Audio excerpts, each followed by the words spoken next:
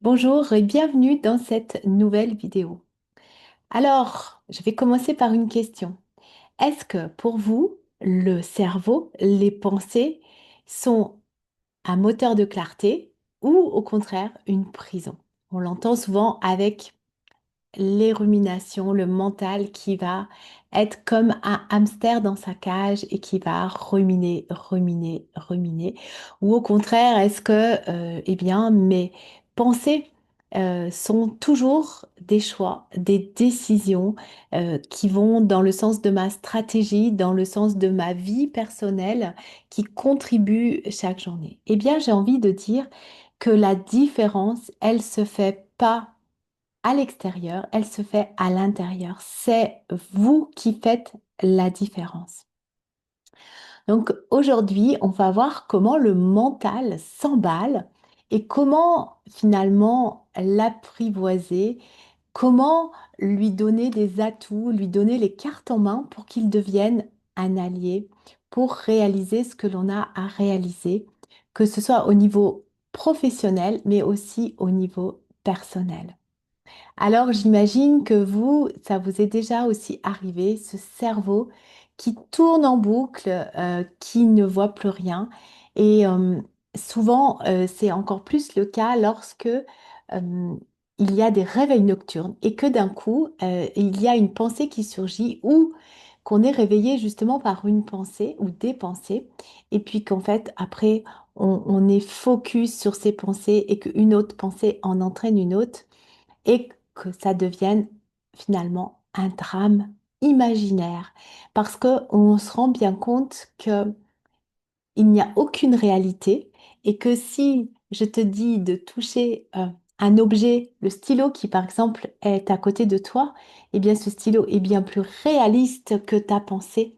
Et pourtant, tu crois plus, vous croyez plus votre pensée que ce stylo qui est bien plus réel.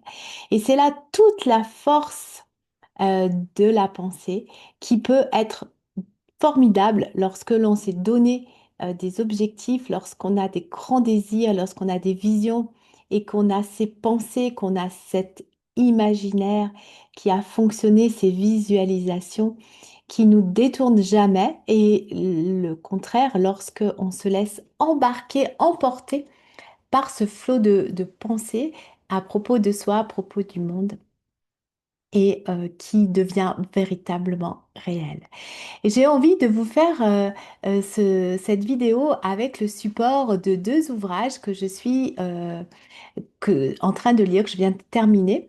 Le premier, c'est Edgar Tolle, Le pouvoir du moment présent. Et puis Steven Pressfield, La guerre de l'art. Alors justement, à propos de ces pensées, Edgar Tolle nous dit le problème, c'est pas le mental en lui-même, mais le fait justement de s'y identifier. Je pense, donc je suis mes pensées. Et on a énormément valorisé la pensée, eh bien, depuis les Lumières, où la pensée a créé des choses juste incroyables, impressionnantes dans notre monde, des machines sensationnelles.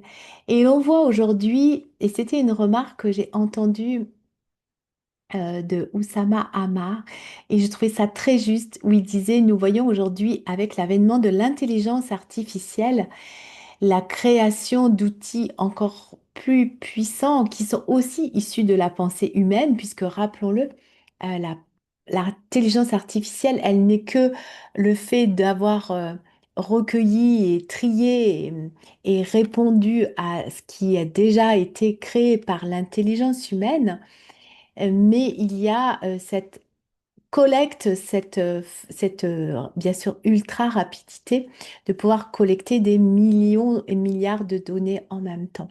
Et que l'intelligence de l'homme, eh bien, c'était cette connexion, le fait de vivre ses émotions, d'être en relation et de pouvoir vivre, vibrer les émotions. Et donc, si on s'identifie à nos pensées, donc si on est en train de se dire que on n'est pas en train de faire le bon choix, qu'on a peur de faire un choix. Moi, je vais vous donner un exemple personnel. Il y a eu un événement cette semaine où j'ai fait une action et puis la personne à qui j'en ai parlé m'a dit, mais non, il fallait pas faire ça.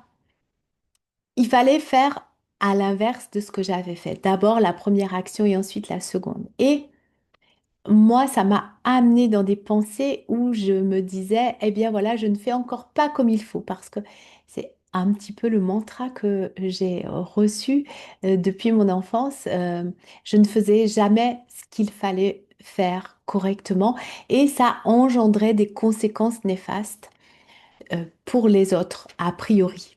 Et ça, j'ai cru vraiment. Et c'est ce qu'on appelle les croyances limitantes. J'ai pris pour argent comptant ces paroles que l'on m'a dit et elles sont devenues comme une sorte de schéma qui m'a souvent guidée en disant, ben voilà, je ne fais jamais comme il faut. C'est là aussi où on peut reconnaître quand il y a croyances limitantes parce qu'il y a toujours, jamais, on, il, des génératifs, des adverbes toujours, jamais. Et donc, je me suis identifiée à mes pensées. Mais comme je suis aussi dans cette pratique en même temps, j'avais quand même la sensation que j'étais en train de m'associer à ma pensée. Donc il y avait ce double phénomène qui se passait en moi où je m'associais à ma pensée et en même temps je me dissociais en m'observant, en prenant conscience que c'était pas ce qui se rejouait et que c'était le film que j'avais tourné, joué, dont j'ai été l'actrice, la réalisatrice pendant des années, mais que là, ça semblait une nouvelle version. Et ensuite, j'ai pu en parler avec la personne et la personne m'a dit que c'était pas du tout ce qu'elle me disait.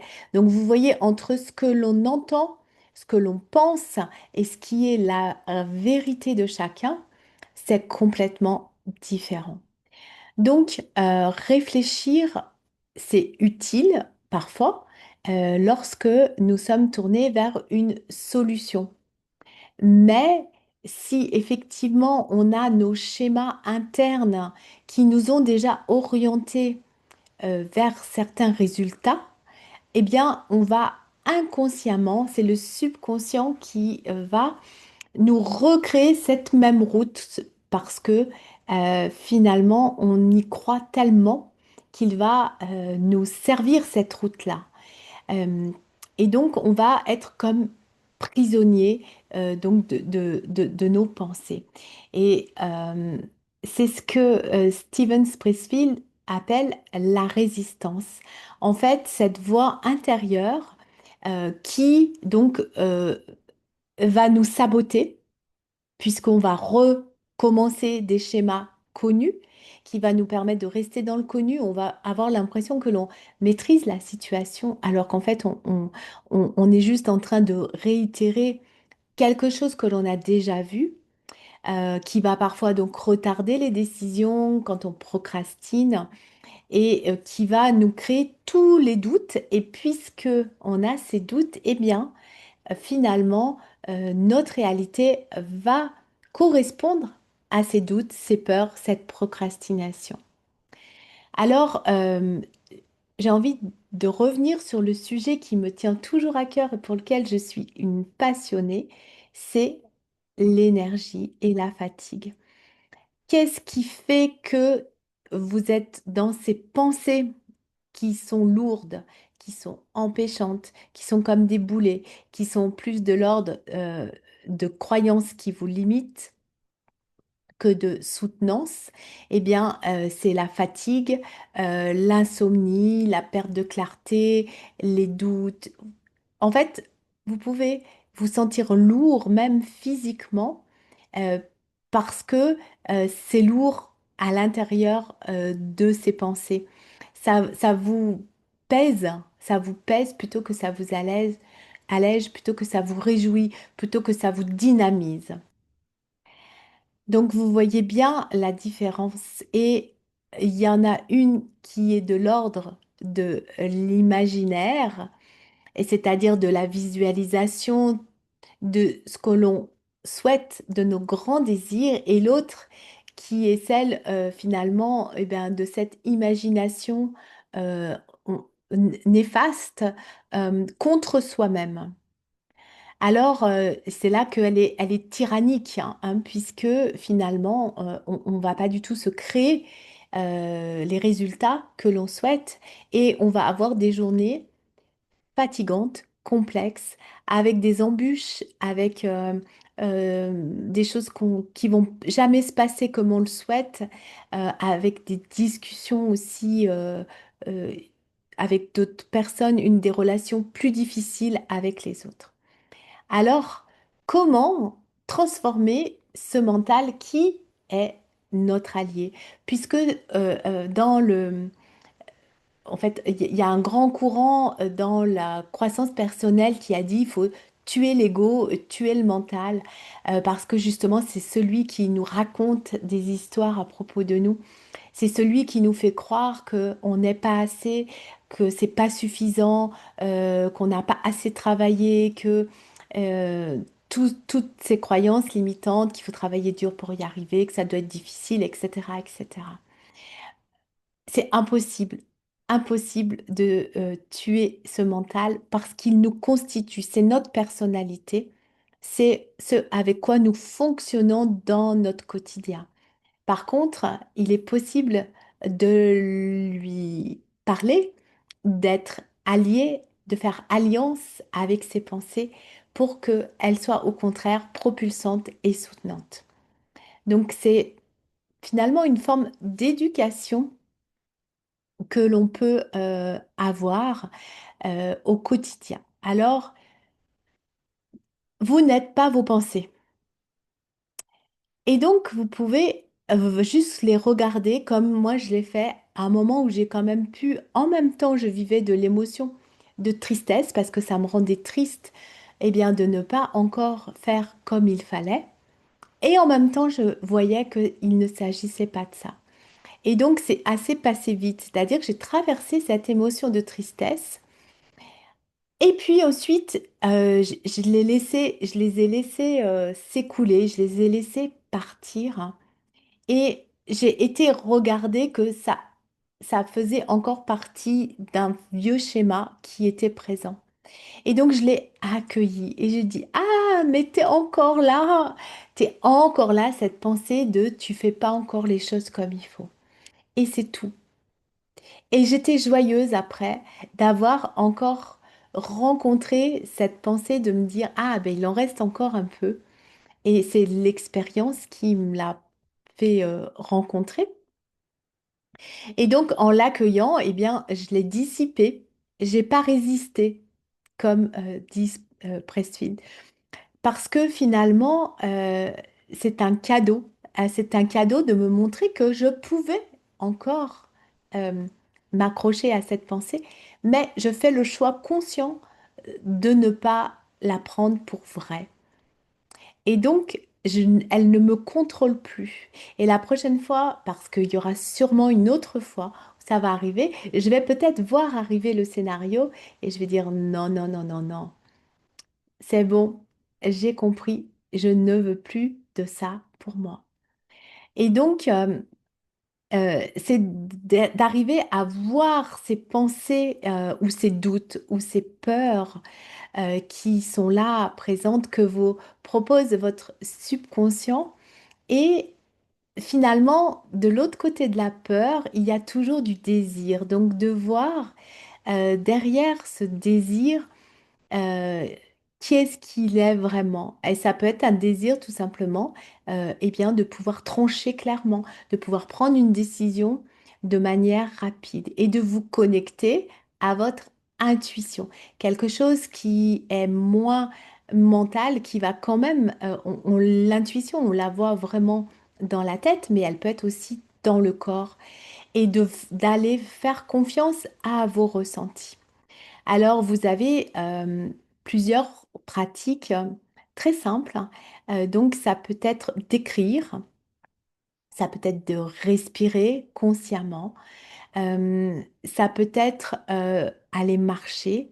Il y avait une personne, lorsque je faisais des interviews, qui me disait, moi, quand ça va pas, quand j'ai trop de pensées, eh bien, j'ai besoin de m'isoler, d'aller marcher quelques minutes, même 5 minutes, dans la nature, de poser mes pieds sur le sol et de revenir juste à ici et maintenant. Et donc, comme le dit Edgar Tolle, revenir à ce moment présent, ressentir que l'on est là.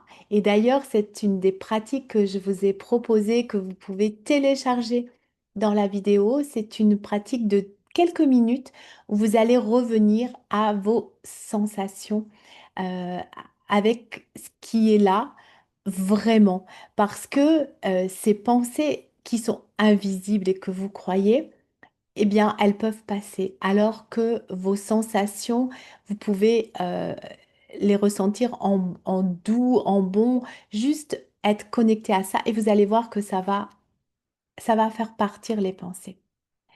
Donc, eh bien, c'est justement ce que je propose aux personnes que j'accompagne, c'est de remettre le mental, les pensées à leur juste place. Elles doivent nous servir pour agir.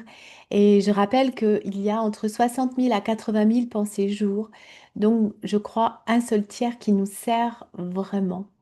Et donc, tout le reste n'est que bruit ambiant. Et donc, pour finalement faire alliance avec ces pensées, eh bien, on combine notre corps, notre énergie, ce qui circule à l'intérieur de nous, et puis des pratiques de coaching pour justement clarifier et pouvoir justement décider. Et souvent, on est donc paralysé par nos pensées. Je le disais en préambule, quand vous êtes en souci de trésorerie, quand vous manquez de clients, vous vous laissez embarquer par vos pensées et par un futur qui va être euh, néfaste pour vos affaires. Vous pouvez vous laisser embarquer par vos pensées lorsque vous avez des dossiers à rendre, des urgences.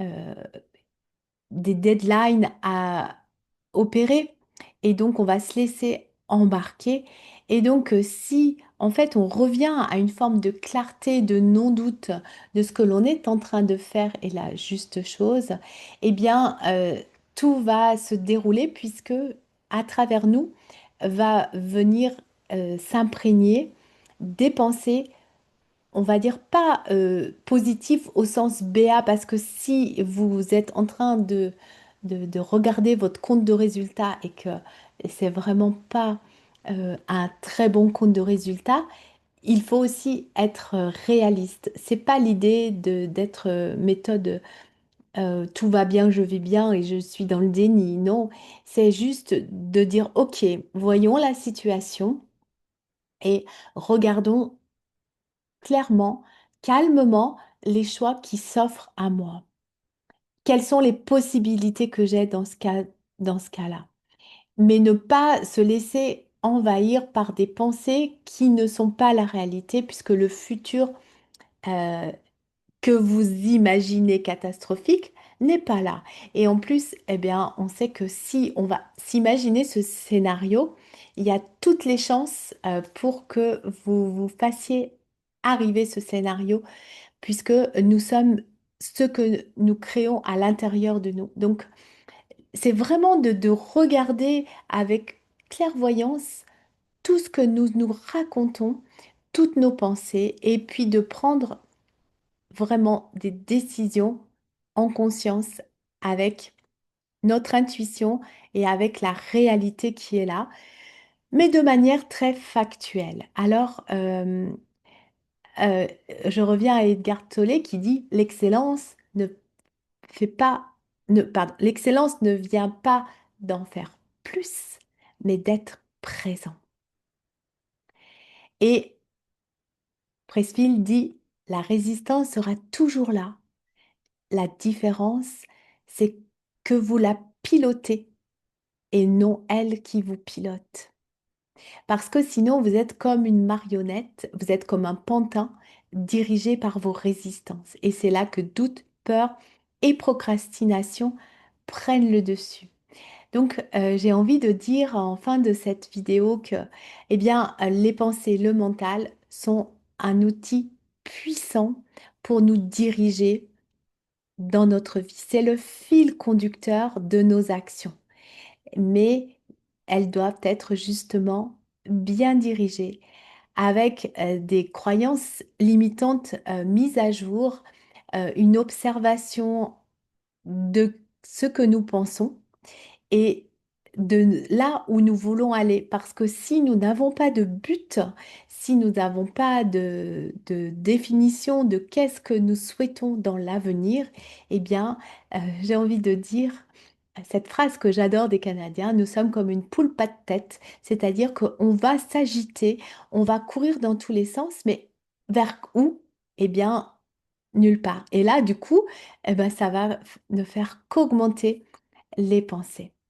Donc, votre mental, vos pensées n'ont pas besoin d'être réduits au silence, contrairement à ce qu'on dit, euh, parce que c'est juste impossible. Elles ont juste besoin d'être un fil conducteur. On peut malgré tout réduire le flot avec des pratiques de méditation et des pratiques psychocorporelles, mais vous aurez toujours des pensées. Juste, c'est vous le coach, c'est vous le patron de vos pensées, c'est vous qui les dirigez. J'avais aussi demandé à une consultante de nommer sa petite voix, vous savez, euh, celle qui est pas bonne. Et donc, je lui avais dit, mets-la à l'arrière de la voiture. Vous savez, comme l'enfant qui va répéter tout le temps, c'est quand qu'on arrive, c'est quand qu'on arrive. Et donc, c'était juste de la voir et de temps en temps de lui dire, c'est bon, je t'ai vu, mais je te demande de te taire et de faire silence. Et elle lui avait donné un nom et je crois qu'elle l'avait appelée Simone.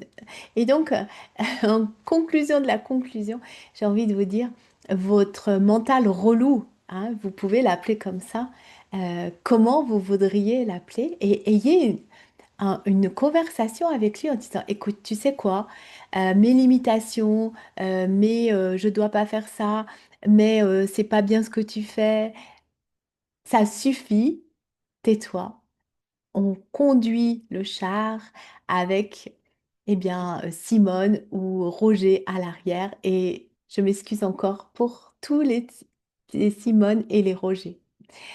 Je vous dis à très vite.